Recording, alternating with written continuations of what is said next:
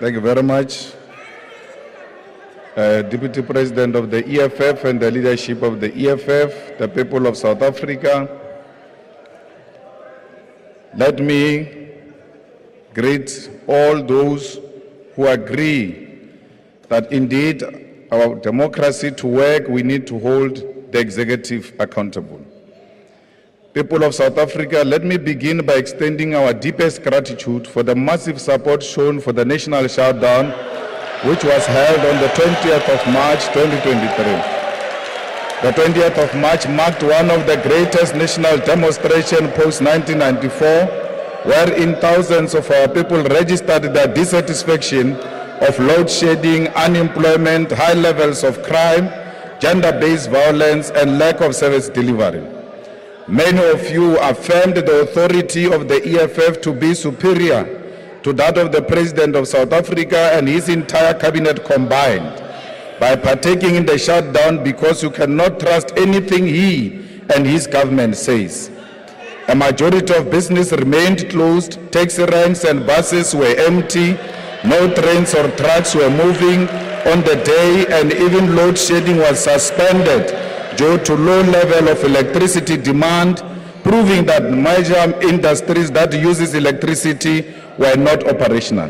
The success and moral correctness of the national shutdown is proven by the fact that no one, not the state or the media, was able to dispute the logic for the national shutdown, and they all chose to attempt to divert and dilute its message by creating a myth of anarchy and destruction.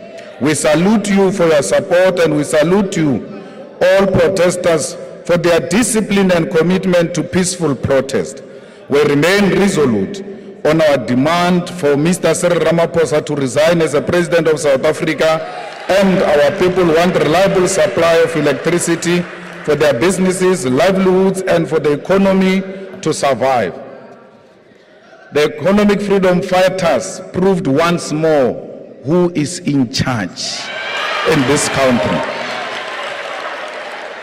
When you said to business, is business as usual, open your shops, I said close. They closed. I'm in charge. I've got you by scrotum. There's nothing you can do, nothing. All of you combined. You can scream anyhow you want. Once more, I demonstrated to you black opposition, a white opposition with the ruling party combined. I'm in charge. And I want that to sink. You will tweet every day. You will call press conference every day. You will bring soldiers and police, because the man in charge said shut down South Africa, and it was shut down. Whether you like it or not, in your cocoons, you are admitting that when the president speaks, that is a motion of no confidence, by the way. When the president speaks and say, open, I will protect you, they say, we can't trust you. They closed. Even this one of the dogs ran around everywhere saying, open, open, I'll protect you, but you never protect us any day. Why would you protect us today? They never listened to him. They closed. This ones ran to court and said, no, don't close, we have got an order, imaginary order. Cape Town, there won't be anything, don't close, we're in charge here. Cape Town is ours, Cape Town is white. They can't do anything in the white area. They said to them, the business of Cape Town, we can't trust you. They closed because they knew who to trust. The economic freedom fighters established a motion of no confidence against the Speaker of the National Assembly, Ms. Nosiviwe Mapisa Ngakula. We did this because it has become clear that we are dealing with an unrepentant delinquent who abuses her power and violates the rule of the National Assembly and the Constitution. What we saw on the 9th of February 2023, when the Speaker called members of this House animals and violated the Constitution and the rules of the National Assembly, when she allowed the police to invade Parliament and made it worse by calling on the security forces of South Africa to enter the chambers to intimidate peaceful members of Parliament. is not something that we can take light. When the National Assembly convened a sitting for the presidency budget vote delivered by Mr. Ramaphosa in June 2022, we fearlessly stood up to demand that the only director of Ntabanyoni estate tells the country where he got the US dollars that were stolen at Palapala farm. She decided to generate and instruct the protection officer to assault members of parliament, including assaulting women members of parliament. Women members of parliament were also sexually assaulted because when they were being violently removed, beaten and pushed, their private parts were touched by men. We told the speaker in the same sitting that this is happening, but she ignored us because her sole mandate is to protect Ramaphosa. Whenever Mr. Ramaphosa is being held accountable, she chooses violence. She chose to abuse her powers, violate the Constitution and the rules of the National Assembly. She is happy when we leave these chambers in the hands of men who are unashamed to violate women members of parliament, touch our private parts, and harass such that we end up in hospital seeking medical treatment. It is this speaker who denied a secret ballot vote on the establishment of the Section 89 committee into Palapala farm, despite members being threatened with removal by the ruling party should they decide to vote with their conscience. Ms. Nosiviwe Mapisa-Nqakula has entered the office of the Speaker with a predetermined agenda of protecting Mr. Ramaphosa from any and all scrutiny at all costs. She has degenerated this parliament into a place of violence, censorship, and an arena where the Constitution is disrespected and violated. She has no shame that women were sexually assaulted under her watch as a female speaker. Mrs. Mapisa-Nqakula is a mistake of history and a step backwards for women leadership in this country. As the EFF, we table this motion of no confidence in the Speaker because under her, the gains of our democracy are being reversed at a rapid rate. If she is to continue as a Speaker, then the ruling party and its president will continue to loot state resources, launder money, evade tax, and violate the Constitution without any accountability. Her lack of tolerance for African opposition in this parliament is not acceptable and reaffirms to us that she is the Speaker of a puppet government that suffers from a severe inferiority complex. As the EFF, we have long withdrawn any respect that they have offered to her, and this was made final when she resorted to calling democratically elected African members of parliament animals. She will go down the same empty path of her predecessor, Ms. Baleka Mbete, who is now in the dustbin of history for the same conduct she's exhibiting in this 6th democratically parliament. There is no future, there is no legacy, and there is no honor in defending corruption. And Mrs. Nosiviwe Mapisa-Nqakula will learn this harsh lesson when we remove her political party from power in 2024. She will be remembered as an instrument of corruption, violence, and the descent of this parliament into heaven for dictatorship who deploy the military to suppress peaceful protests. Ms. Nosiviwe Nqakula is a tool for a president who has failed to lead South Africa and is fast taking this country towards collapse. She is nothing but a puppet whose legacy will be enhancing the sexual assault of women and enabling corruption and crushing the voices of accountability in parliament. Like a handler, she must be removed, and she must be removed now. Thank you. The honor, thank you. The honor. Speaker, whether you like it or not, Parliament is the highest stage of protest. And when people exercise their right to protest, even at this level, you should never call that a threat to the president. Because what we did on the day when we came to the stage, we were carrying placards with our hands up.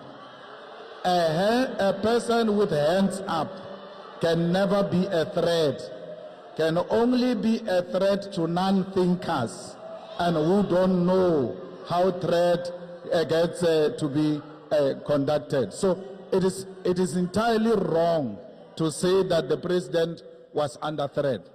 Secondly, you must be removed not because there are so many things you have to do. There are certain things that if you do this one wrong, it doesn't even have to be subjected to any process.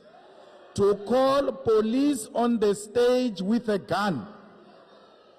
What if that policeman discharges that firearm on a member of parliament? He gets triggered, charges a firearm on a member of parliament. That will be in your hands because you have a responsibility, Speaker, to protect members of parliament. And you can't fail to protect members of parliament and still want to proceed to preside over such people that you have failed to preside on. You must have a lot of patience, which you don't have. And you should have asked the one who came before you. She exercised that patience to the latter. Mam Tandi will never do what you did. She gave us opportunity to raise our voice. She gave us an opportunity to participate in this parliament without fear or favor. But what you did on that day was deliberate to intimidate members of parliament. And once you intimidate members of parliament, parliament will never ever hold the executive accountable. We are here to do one thing and one thing only, is to hold the executive accountable, and we must do so without fear or favor. We have not broken any law, whether you like it or not. And on many occasions, the court has agreed with us that the EFF is actually correct, even when in the previous parliament you wanted to take our salaries because we're holding the executive accountable. The court said you are wrong. Honorable Malema, just take your seat, please. I see a hand of the member at the back. Why are you rising, Honorable Member? Order, Honorable Member. Honorable Member, don't do that again. I have not recognized you have no right to address the Assembly. That member is on his feet on a point of order. Let me hear his point of order. I wanted to check if Honorable Malema agrees with Honorable Mifawule that is... No, Honorable Member, that's not a point of order. That's a point for the debate. Please take your seat. Continue, Honorable Malema. I fully agree with him. I agree with what Honorable Mataule said. I agree with that. Yes. Now, what is important, Speaker, is that you have to be the most patient person, impartial person, and you know you don't have those two qualities. And the parliament can never function because of your attitude towards members of the opposition. On that day, you took out people out on the basis of being members of a political party. The people you never called their names, the people you never warned before, like you did with other members, you warn them, take them out. You never did that. All you did was to be impatient with anything that looked red, and you removed from parliament. As to the issue of sexual harassment, that matter was brought to attention, and you did some investigation during the president's budget speech, and you did some investigation and you dismissed members of parliament, the women who said men were touching our breasts. That matter was raised, and someone comes here and says, no, we are raising an unfounded allegation. We believe our women. Don't say 2 minutes, just be patient. I told you I'm in charge. Whether it's small or big, I'm in charge. You can't do anything about it. I speak beyond the minutes offered to me. You know why? I'm in charge. Honorable Member, you can jump your time is now expired. Thank you very much. The EFF doesn't have confidence in the Speaker of this Parliament. Your time has expired. We want you to fall. It might not be today, but you must know your time has expired. So that you fall. Order, honourable members. Order. Order, honourable members. Please take your seats now.